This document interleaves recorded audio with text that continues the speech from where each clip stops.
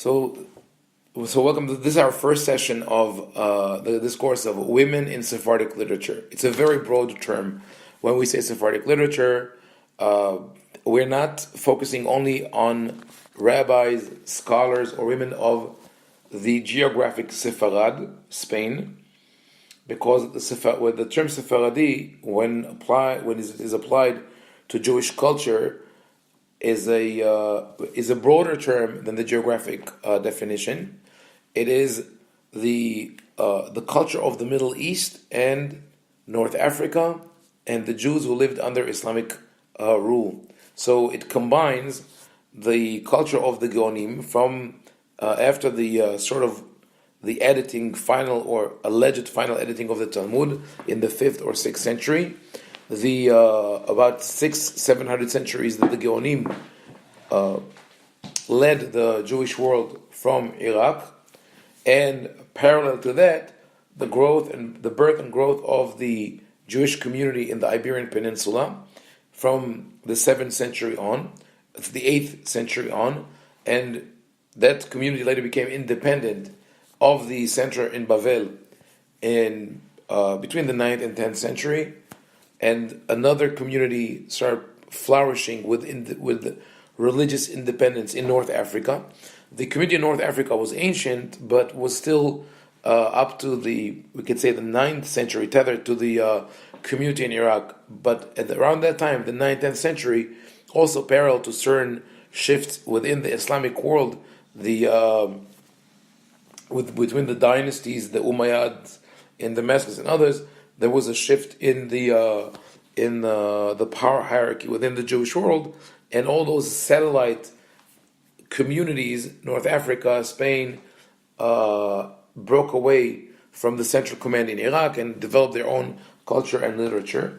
So at around that time, this is where we see the concept of the Sephardic culture evolving, because there was a tradition of the Geonim of Bavel that was carried over to the center in Sepharad and continued there for 700 years with considerable changes after the Reconquista, the takeover of Spain by the Christians. And all that, if we start counting from the final editing of the Talmud, the beginning of the Yeshivot in Bavel, to the expulsion of Spain, that is a time span of about 1,000 years.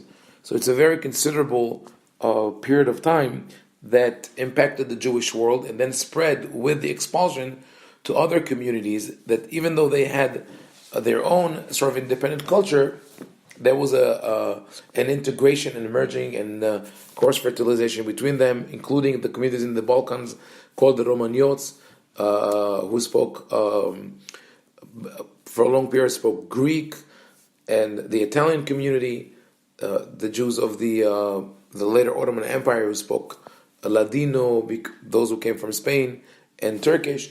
So we have this, the concept of Sephardi is, in a way you could say, is either non-Ashkenazi or Jews of the world of Islam. And in certain points, Italy is also part of that equation. So when I say Sephardic literature, this is what we're looking at.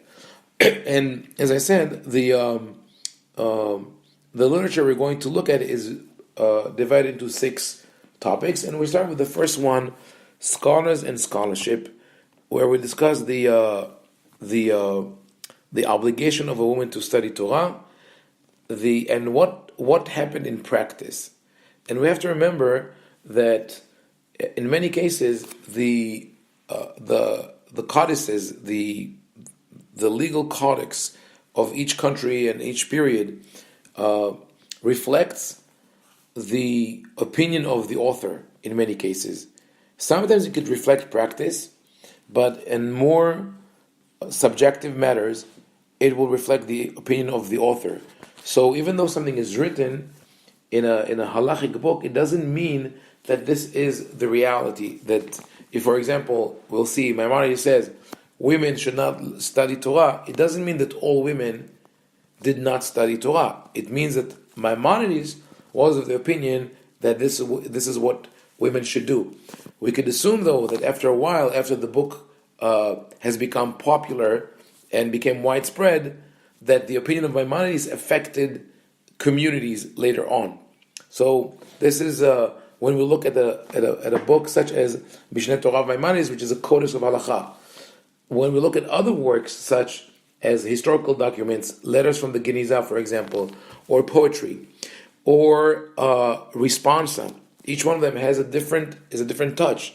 The importance of responsa, which we have a couple of items of responsa that we're going to look at. The importance of the responsa is that it gives us a more accurate description of reality. It goes into the nitty-gritty of how people lived, what they did, and then we find descriptions of women who were learning and teaching and working and conducting business, etc. And like I said before, also in poetry, we see that it's in certain expressions of poetry, there's the artistic freedom, the liberty of expressing things. They're not bound by the same rules of halacha. So the first entry that we have here is from Ilchot Talmud Torah,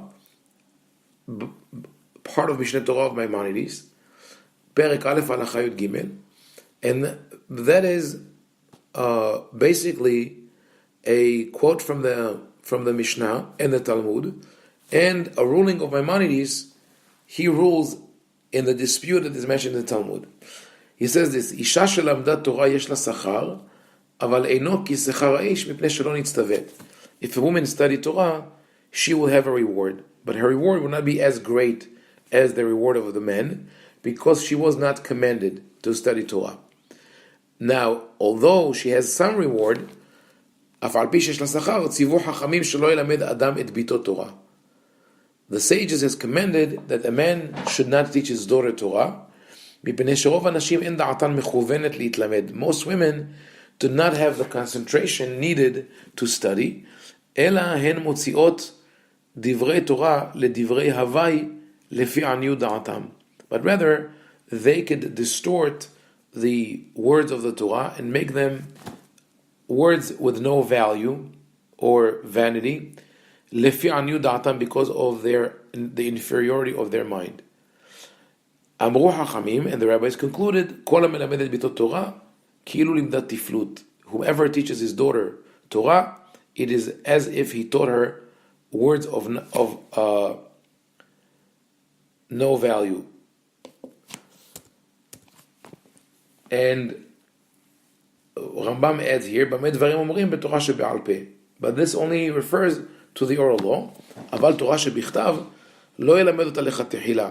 ואם לימדה, אינו כמלמדה תפלות. But regarding the written law, he should not teach her, but if he taught her, it is okay, it's fine.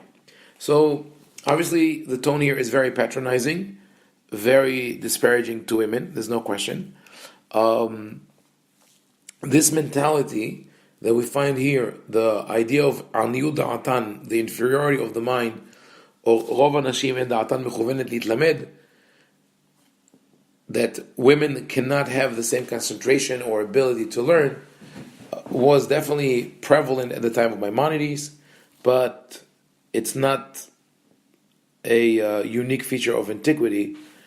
In the 18th century, 18th, 19th century in France, scientists who had this branch of science they called phrenology, the study of the skull, analyzed the size of the skulls of men and women, and they compared the size of the brain, and did not realize that it's relative to the size of the body, and they came to the conclusion that that's a French scientist in the 18th or 19th century who writes that the brain of the average woman is not much greater or more powerful than that of an ape. And those intelligent women that we see are the exception. And that, of course, very lamentable. That is how they thought. But even in our time and age, I think not too recently, it was the dean of Harvard, was it, that said that women are inept, they cannot study math, or was it Harvard or Yale, or one of these Ivy Leagues, whatever, maybe a couple of years ago. But the more interesting thing is that Maimonides chose one of the opinions in the Gemara. In the Talmud, there is a dispute where It's Rabbi Eliezer and Rabbi Yosei. One of them says women should not study Torah, and one of them says they should study Torah. But when Maimonides quotes this discussion in the Talmud, he erases the other opinion and phrases it in a way that this is the commanded by the sages. It's a monolithic opinion.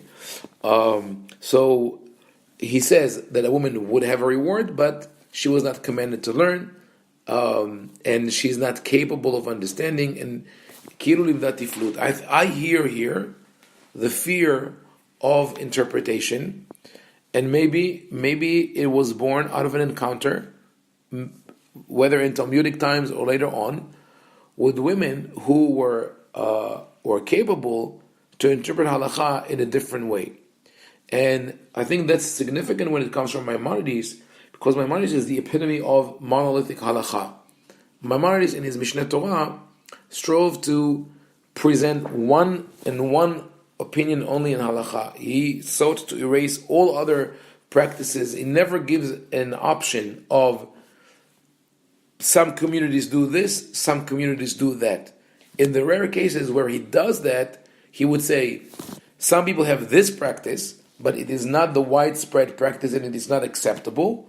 And some people do this, and this is the right practice. And we will see it later on in one of his discussion of marital laws, and when he discusses cases where women can file for divorce. So I think it's very likely that the sages, and in the time of the Talmud, and later on, and Maimonides in his own environment, that they ran into women who were learned, who were capable of arguing with them, and therefore had to legislate in a very powerful language that rule that women cannot learn Torah, because they were afraid that they will take over or will take the halakha in a different direction. And we know that within halakha, there's a wide enough margin of decisions to make, and it is not one side. It's not black and white. There's room for interpretation. And finally, the interesting thing here that we could look at, and what my mind is saying, that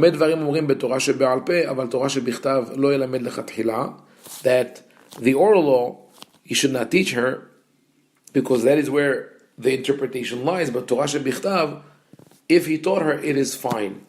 And that is part of the, I would say, the mentality of the Sephardic world, where the emphasis on studying the Tanakh was very, very important. Everybody had to know, and we'll see that in one of the travelers' logs from that time. Everybody had to know the 24 books of Tanakh. Could be that it was an influence of the Islamic culture that called for literacy of the Quran, but that culture itself was a product of the Jewish literacy of the Tanakh. But in a certain point in the Ashkenazi world, the Tanakh was abandoned. There was more focus on studying Talmud and engaging in analytical practices. And in the Sephardic world, the Tanakh was always an integral part of the curriculum in the yeshivot and in the study of a Talmid Chacham.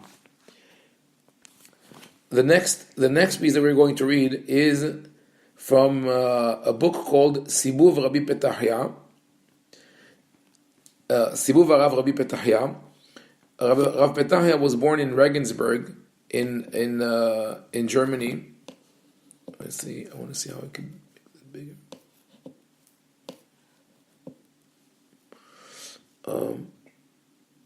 Okay. So Rav Petahya was born in Regensburg. We know he died in 1225. He visited Bavel in around 1175. And as we read his account, you realize that some of the topics of our discussion overlap, because here he speaks both of scholarship and modesty. But I cannot divide every source to break it to pieces, so I'll read it all together. So here he speaks about his visit in Baghdad, which he writes with the taf at the end. Baghdad, Melucha, Baghdad is the seat of the emperor. Uva Halifei Sultan, they were the Khalifas rule. Khalifa literally means the substitute, and the Khalifa was understood to be the substitute for Muhammad, for the Prophet. It says, Ba'ir Baghdad elef Yehudim. It's a great city. There are about 1,000 Jews in Baghdad. Ve'olchim besudarim. They wear robes. Ve'en adam ro'eh shum isha sham. But you don't see a woman in the streets. Ve'en shum adam olech lebet havero. And no one goes to visit another person, meaning entering the house. Shema yireh eshet havero. Miyad haya omer lo parutz lama bata. If one would enter the house of another person uninvited, he would be told that he is immodest and how dare he enter the house. He has to use he has to knock on the door with a knocker. There's a piece of metal, and he comes and he will talk to him. He speaks here about Rosh Yeshiva, the Rabbi Shmuel Levi ben Eli, who was the head of the yeshiva. He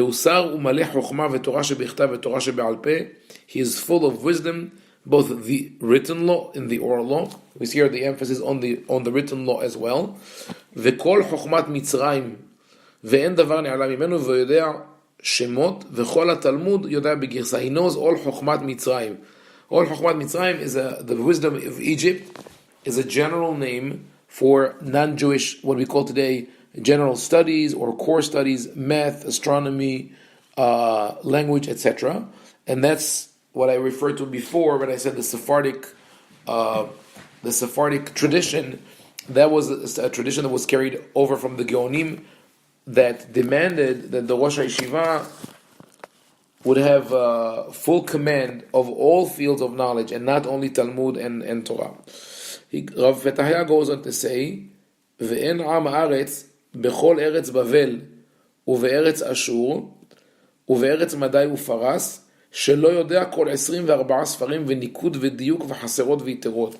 There's not one person in all of Babylonia and Syria, and Persia, there's not one person who doesn't know all the 24 books of the Tanakh, how to read them accurately with the Nikud, etc. Ki ha'hazan eno koreh b'Torah, ela mi she'ya'amod lesefer Torah hu koreh.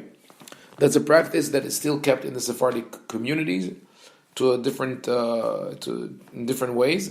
Where he says the Hazan does not read the Torah for each oleh, but rather each one of the olim reads his own aliyah. And today in the Yemenite communities, this is how it's done. Each one reads his own aliyah.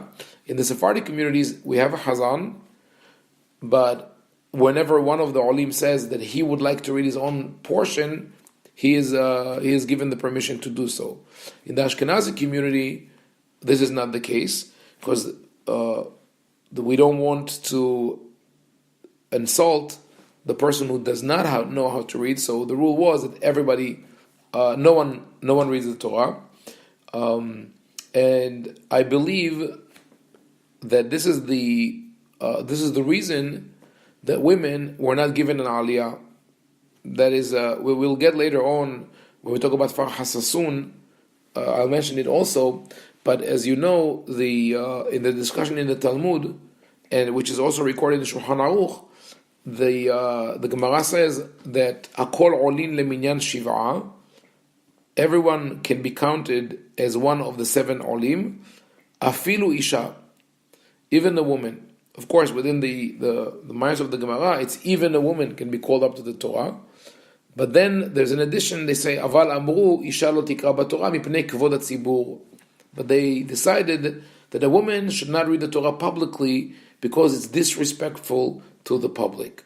So later on, commentators try to explain that the disrespect to the public is that they hear the voice of a woman singing. But that is obviously not the case, because then the Talmud should have said, Kol be'isha erva, one should not hear a woman's voice. But that phrasing, disrespectful to the public, means that people could be insulted or degraded by the reading of the woman. How can that happen? If we think of that practice of the cantor or the hazan reading for others because they're incapable of reading, then if a man goes up and he doesn't read that well, either he reads and fails, or he asks the Hazan to read for him, and then a woman goes up and she could read for herself and she does it well, then we know very well that the male ego will be hurt.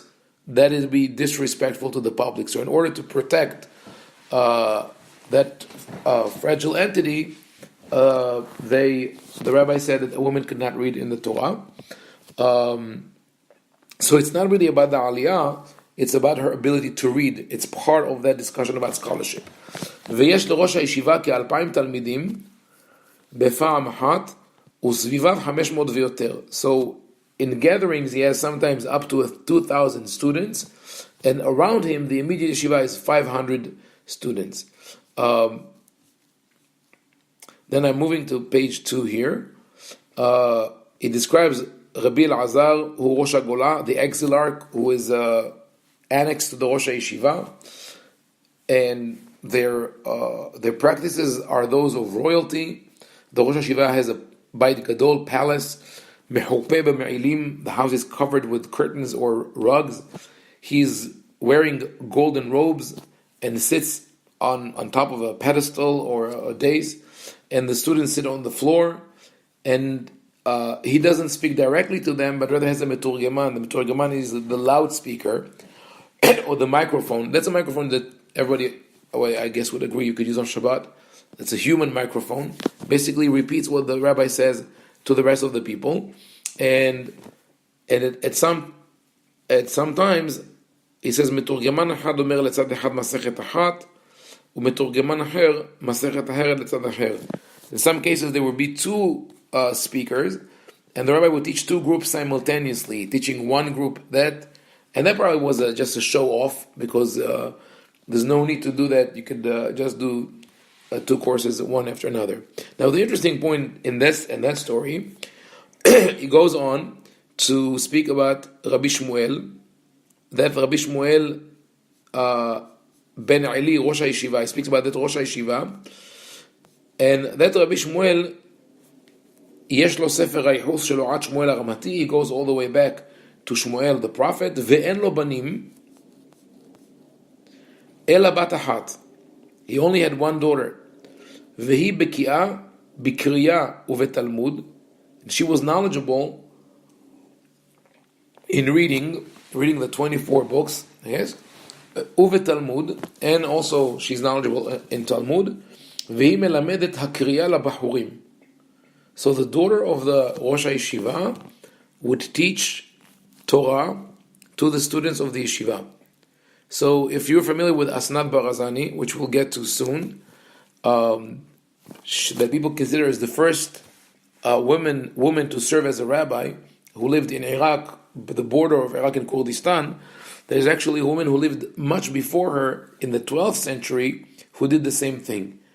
And it is very probable, again, all these are assumptions, that she lived and existed, there's no doubt. We have another source to corroborate that. But I think that it's very probable that there were many other women like her, but because she was a privileged woman, because her father was the Rosh Yeshiva, and because he had no successor, no male successor, he had to create that new rule that a woman could do that. So it's interesting to see how the necessity breeds this new exemption for her. והיא סגורה בבניין דרך חלון אחד, והתלמידים בחוץ למטה ואינם רואים אותה. But obviously, she's teaching from the building, from inside the building through the window, and the students are outside and they don't see her. Now, can I ask a question? Yes. Do we know anything else about what her life would have been like? Does that mean that she was probably excused from the other female duties? Was she a mother or kept the home or anything like that? Or did she live? Good question. Yeah, so being as she was the daughter of Rosh HaYeshiva, and as we saw, he lived in a palace, he wore golden robes, they had servants, most Jews living in the Middle East at the time were well-to-do, and we read about servants, and the exceptions are those who cannot make a living. Same thing in Europe. Jews were usually middle class and upper class. They had slaves, they had servants. We will see later on a letter from the Geniza about the deed selling. A woman is selling her maidservant, so she probably didn't have to work hard at the home. And we do have one more source that tells us about her, and that is from the Diwan of Rabbi Elazar ben Yaakov Bavli. The Diwan is a collection of poems. Rabbi Elazar ben Yaakov Bavli lived in Iraq, 1195 to 1250. So more or less, he's familiar with the same period of time that Petahya of Regensburg visited Iraq, and he has this eulogy. And here in his diwan, each poem was very common at the time to write a short description of what the poem is about. And here it's as common at the time in Hebrew letters but Arabic words. And it reads, Walah marte fi bantras el metiva Shmuel Navi ben el Dastur. Zecher Tzadik Levacha. So Walah meaning it's also his, it's his poem. The woman, about a woman, the daughter of the Rosh, the head, al metiva of the yeshiva. It's this, by the way, Ras al metiva. Ben, it's Aramaic, and Hebrew together, and it's the same person that Petahya was talking about. Shemuel Levi ben al Dastor. Dustor is a title of honor, and this is the eulogy that he wrote about her untimely death. Apparently, she died at a young age. We don't know how old she was. And he says, "Lehayai mi bechi adumim, kemo simla megolala bedamim." My cheeks turned red from my tears, like a robe that is soiled with blood. And then, goes for a couple of lines here to speak about how he's crying. And he complains about the zman. That was a common theme in the Arabic-speaking world, complaining about the zman. The zman is basically, literally, is time, but it means the world with its inevitable tragedies and death. And here, he speaks about the death. עדי אן בן אנוש תהבל בתבל דעה כי מרכבות מוות רתומים.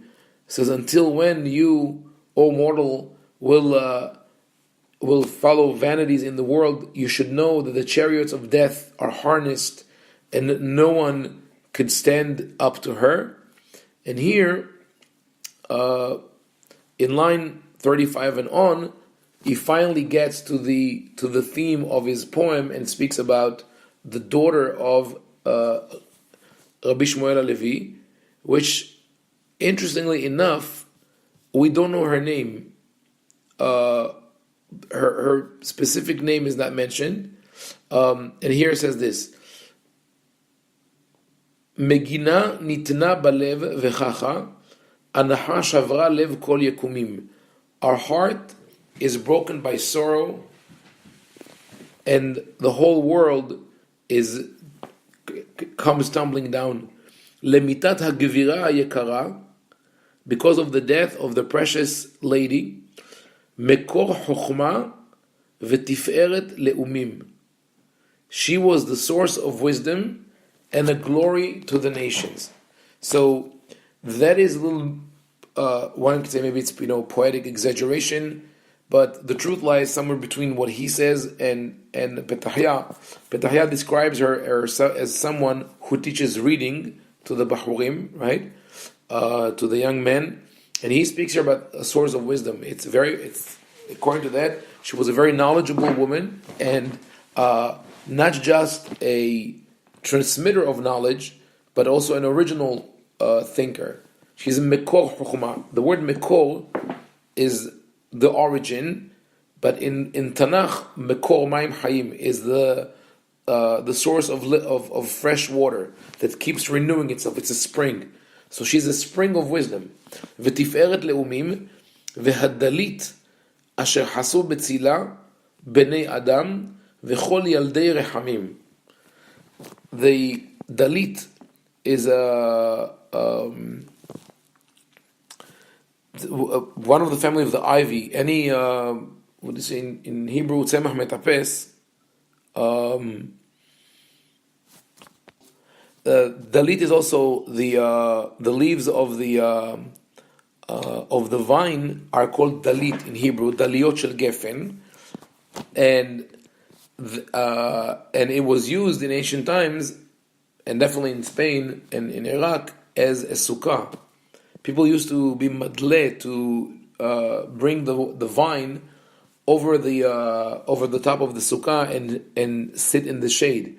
So the symbolism here is of someone who provides shade to people who are parched by the sun, and the way he rhymes it here, who found refuge under her shade, bnei adam v'chol yaldei rechamim, the children of men and all those who were born from a womb. So it's of course, one has to be careful when you look at rhymes. You see that the whole song rhymes at mim at the end, right? Retumim, tmimim, asamim, alamim. So you could say he just took the word rechem, womb, and made it into a plural wombs to get the rhyme. But he could have found something else. He could have said kol anshe leumim or yekumim. And I think that the reason he chose yaldei rechamim is to show that eventually all men are born of women, and that is maybe the source of their inferiority complex. We know that it is by not being able to give birth or start life. And he says here that she has that ability as well. Yes. Was Rechamim and Dalit that are menukadim, were they menukadim in the No. Original text? No, that never comes menukad. That is the divan was published by, I think, Shirman, I'm not sure. And no, it's not menukad. All the nikud is the in that edition. Halo הייתה כעיניים לעיוור וחלשון לאישים נעלמים. She was like eyes for the blind and a tongue or a mouth for those who cannot speak. ועיניה יקום אור ובאורה. And the eyes of the world were lit with her light. והיו מראות ברע עצומים, and she helped people avoid seeing evil things. הלא רחה בכל קצווי אדמות כקינמון וכל ראשי בשמים. The fragrance went all over the world, meaning that she was well known and probably people heard of her in far places. והוציאה לאורה תעלומות. I underlined this phrase because that is again an indication that she was an original thinker. Because הוציאה לאורה תעלומות ושמה הגילויים נעלמים. She brought the mysteries into the light, and she made that ושמה הגילויים נעלמים, and she made that which was revealed to people concealed, meaning she was able to point out problems in the material that was for people that thought it was clear, but she pointed out the problems in it. So she's an original thinker, she's an analytical mind.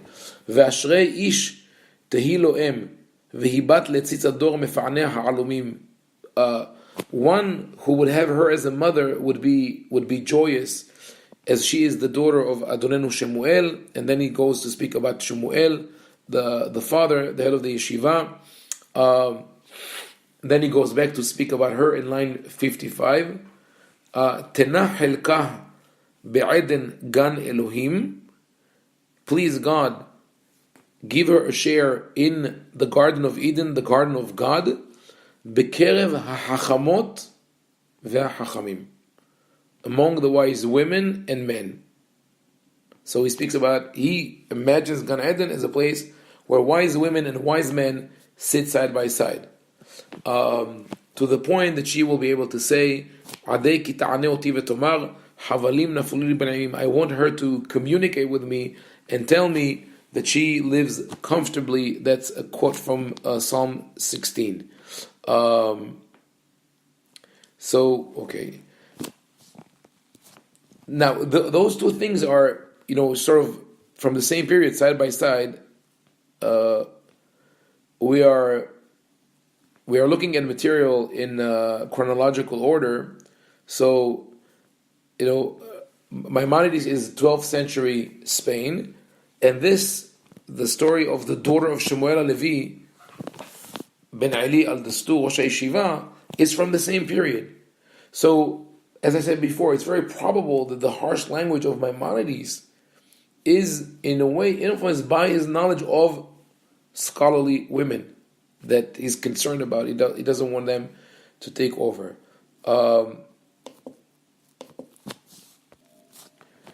We're going to go quite, ahead in time. This is an example from Italy, from the 13th century, late 13th century. We don't know exactly when, but that is a colophon. A colophon is the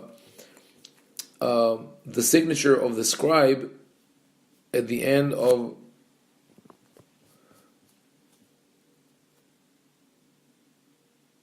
a second. The following segment is from a colophon that is, like I said, from Italy in the late 13th century, and that is the scribe writes at the end of the book a little description. That's how we know most of what we know about manuscripts. Part of it comes from our ability to of scholars, of course, to analyze the parchment and the style of writing, etc. But when we have the colophon, this provides invaluable information about who wrote it and when, because the scribe would usually write, "I started copying the book on that date and I finished it on that date." So she writes here. The scribe here is a woman, and she writes this. It's the year is 1292. So she writes, Hasdei Hashem azkir otilot Hashem ki'al asher gimalani. Says, I praise Hashem and I thank Him for all that He gave me. Mi Pola bat Rabbi Avraham HaSofer ben Rabbi Yoav mineta HaKodesh Rabbeinu Yehiel aviv shel Rabbeinu Natan Ba'al Aruch. She says, she gives her whole lineage. She says, I am Pola, the daughter of Rabbi Avraham the scribe, the son of Rabbi Yoav, who came from the lineage of Rabbeinu Yehiel, who was the father of Rabbeinu Natan Ba'al Aruch. Rabbeinu Natan Ba'al Aruch lived in Rome by the 11th century with the influence of the Geonim of Babylonia. He was a linguist, and he wrote a book called Aruch, in which he explained all the difficult words in the Babylonian Talmud in Greek and Latin. He spoke Greek, Latin, and used Arabic. So she comes from an illustrious family, and she's a scribe. So again, this is another example of what is written in the books of Halacha is the opinion of one posek or one decisor of Halacha, like Maimonides. But in reality, in the field, you have women who are learned, who are knowledgeable, and when we also have to have in mind that literacy in medieval times was very rare among non-Jews, and among them it was reserved for the scholars. It was monks and priests in monasteries, and same thing in the Muslim world was a little more widespread. Literacy was more widespread at the time because knowledge of Arabic was necessary for mastery of the Quran. But still, we know that the Arabs respected the Jews so much for their literacy that they called them Ahl Kitab, the people of the book. So, by contrast, in Jewish communities, most people were literate, and we could only assume that the people who grew up in such a household where there was an emphasis on learning and reading and studying would want to do that as well, because children emulate their parents. So obviously there would be some parents who would tell their children, no, you cannot learn that, but On the other hand, there were probably a lot of parents who would allow both boys and girls to participate in that learning. So she speaks about that. She says, back to Paula, she says, "V'nei Rabbi Menachem ben Rabbi Binyamin krovi v'ahuvi, בא אליי ופייסני והכריחני והפצירני לכתוב לו הספר הקדוש הזה." My dear friend and relative, Rabbi Menachem, came and he says he pleaded with me, he begged me to write him this holy book. And what is this holy book? הוא פסק מסדר מועד מרבנו ישעיה מיטרני עם פסק ברכות ועם חלקו מספר המכריע. Those are rulings of halacha of Seder Moed, written by Rabbeinu Yeshaya of Trani, who is also an Italian rabbi. This, by the way, this last name Mitrani, originally it was the name of the city Trani, and the people of Trani was called Mitrani. Later on, it became a surname among Sephardic Jews. If you see the last name Mitrani, you know it's a Sephardic Jew, usually from the Ottoman Empire or Moroccan. But the way she describes the book, it seems that she's knowledgeable. She understands she knows the literature. She knows about the different Masechot in the Talmud, etc. And also her Hebrew is fine Hebrew. She's not just a mechanical copier like some scribes who just copy without understanding what they're writing. And she says, "V'ineni omeret gozeret gomeret umehalelet le'el yitbarach hu asher yatzani." I praise Hashem and I bless the owner of this book to learn and to teach, to inherit and bequeath him and his descendants. ולקיים עליו מקרא שכתוב, and she quotes a pasuk, "ואני זאת בריתי אותם, אמר אדוני," this is my covenant with them, said Hashem, "רוחי אשר עליך," my spirit which is over you, and my words which I put in your mouth, לא ימושו מפיך. So, as I mentioned before, she's not just a mechanical copier, she herself is Talmidat Chachamim. She's a learned woman, and she could quote verses, she could handle the literature. Then we go to another travelogue like that of. One second, let me make it. This is taken from Sipur David HaReuveni. David HaReuveni was this mythical. Was a real person, but he came with this mythical air. People believed that him, like another traveler named Eldad Adani, were actually the descendants of the 10 tribes who were lost at the time of Assyria in the 7th century before the Common Era. He was born probably in Saudi Arabia, maybe in Yemen. The way he's described, he was had a darker complexion. He was a thin person, and he traveled. Eventually, died in Spain. We have in a young age, but some of the stories here he describes his visit in Italy, and he speaks about bebet hakneset shel Sfaradim, the Sephardic community. I'll just mention before the what we write here. Shlomo Hagabani u Yehudim miMa'arav. Ma'arav is Morocco, so the community is diverse. You have people from Gabani, could be from Tunisia, from Morocco, from Spain, and he says this: חזרתי בבית רבי יוסף צרפתי הנזכר וקראתי הרופא רבי משה אבו דרהין. He called the doctor Rabbi Moshe Abu Darin, and they give him tremendous respect. The Jews, a Jew comes from another country, from an unknown country, and he tells stories. He's a knowledgeable person, and here also he describes this veyesh lo bat bahura hakor'a be-24, and he has this daughter who reads the 24 Sfarim, meaning the Tanakh. She knows the Tanakh. Again, we see this element of women knowledgeable in Tanakh.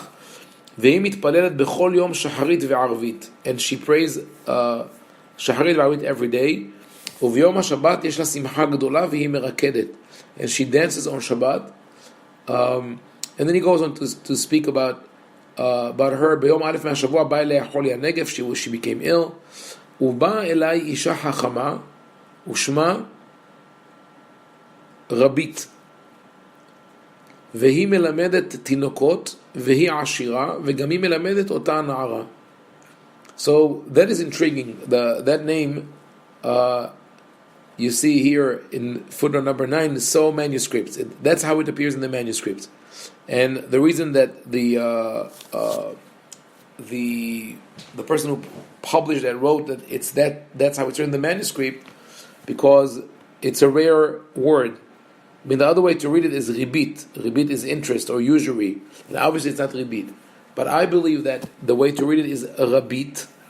And that would be probably the first time that we find a feminine form of the term rabbi. So they call that woman rabit because she was a woman rabbi. So here we go. This is the 15th, 16th century.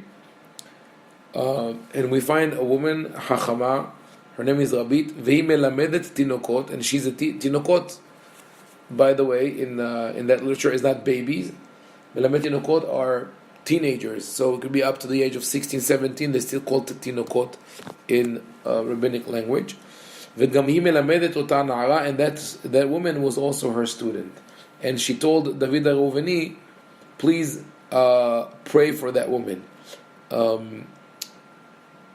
And he describes another visit. ויש לי ליצחק דודו אישה חשובה שמה פירנה והיא מדברת בלשון ערב וחכמה.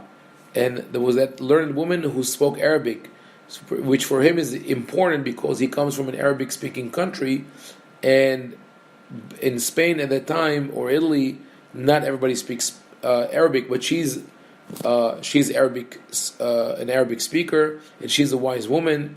That young woman he speaks about, unfortunately, passed away because of that illness, and that's the story is interesting by itself. And here is another piece of that story. When he's in Italy already, he's in Pisa in Italy, and they came to the orchard of Rabbeinu Yehiel with him and his wife and his mother. It has a beautiful palace there. Also tells us something about the way Jews lived at the time. They have this is in Italy. Jews probably fled Spain, and they lived in that affluent lifestyle. ואשת רבי יחיאל הייתה מנגנת בכינור, ובאו שרים רבים אל הפרדס ההוא. I mean, it could be sharim, that she was playing the violin, or the kinor could be harp or lute, not violin yet. I don't think it was invented yet. I have a question. Yes. How were they so affluent, especially if they had fled?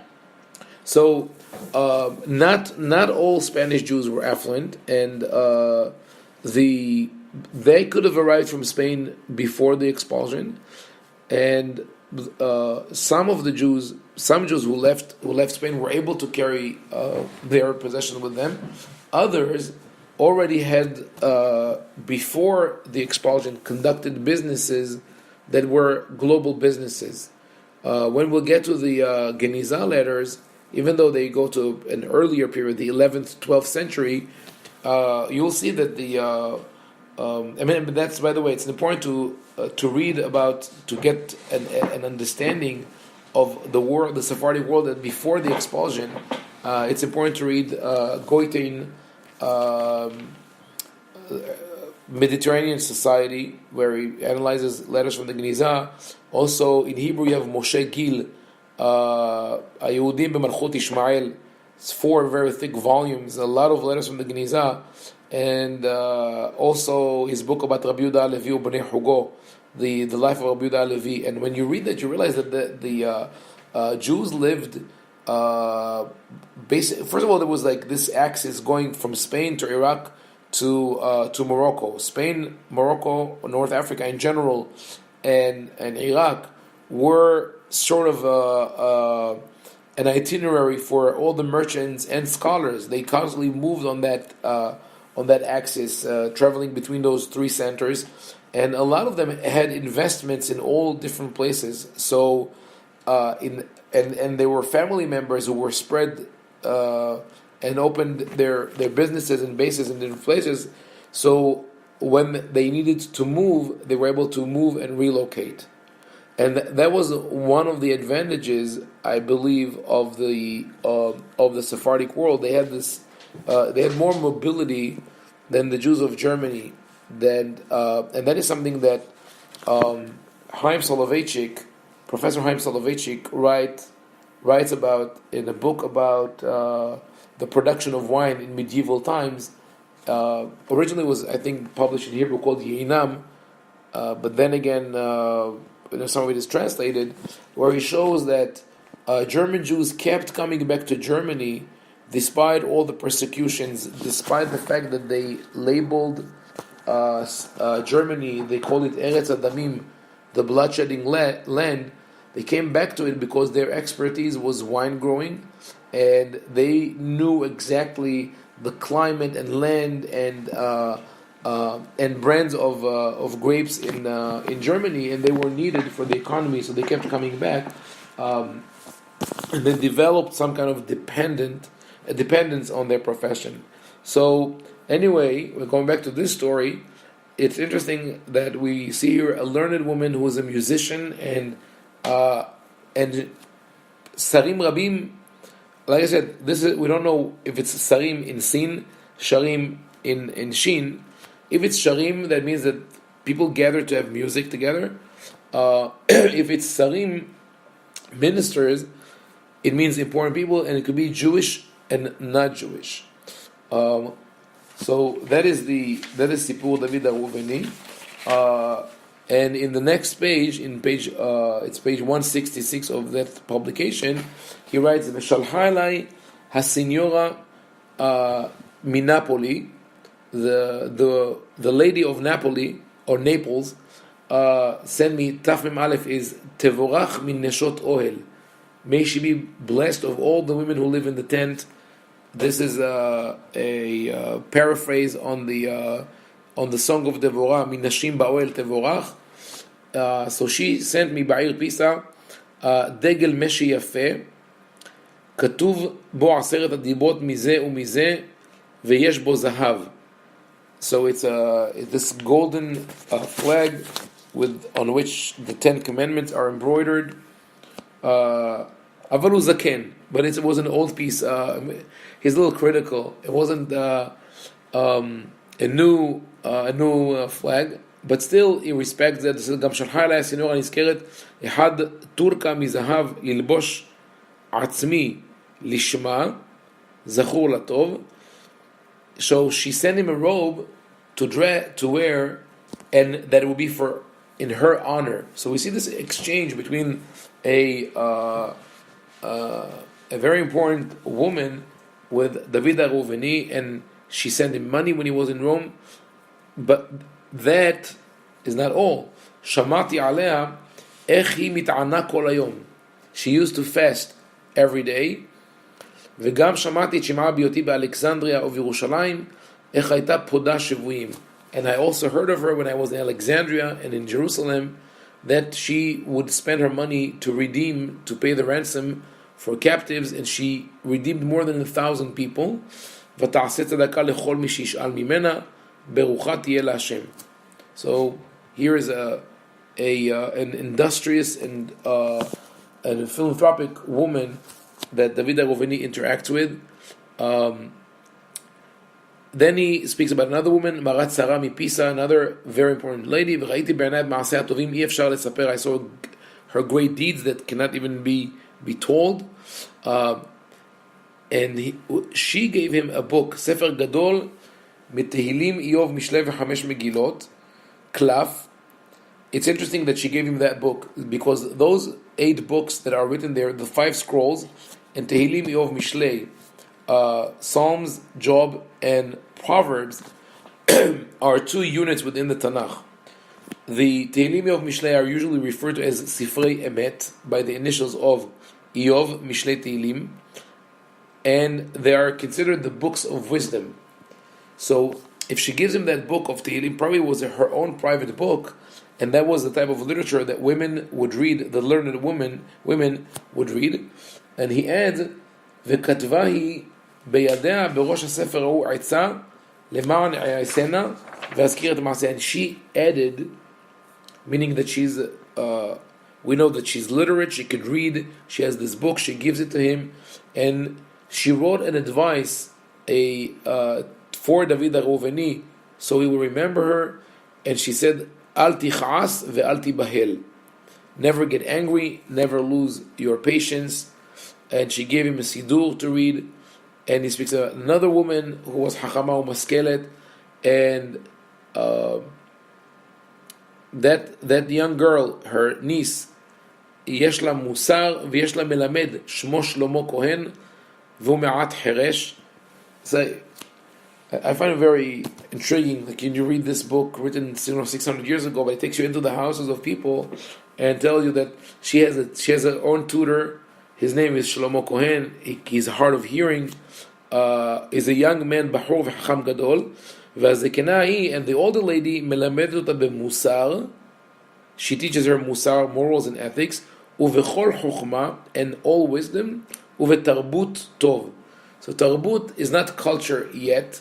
Tarbut comes from, it's actually in modern Hebrew is culture, but it's mentioned in the Tanakh in Shlach Lecha, when the scouts come back from Eretz Israel, that Moshe and they refuse to go to Israel. Moshe says, "Hine kamtem tachat avotechem tarbut anashim hataim." You are the tarbut of wicked men. The tarbut comes from the word lerabot, to grow. So it's to nurture. So, but tarbut tov means good manners. So here we find the story of wise women learning, teaching, doing acts of chesed. It's an amazing story. So it's a good story to end this session on, and we'll continue with the next segment of the writing of Rabbi Shmuel. I think that's the next one. Let me see. Yes, Rabbi Shmuel Archevolti, who's also from Italy, and he's from the 16th century.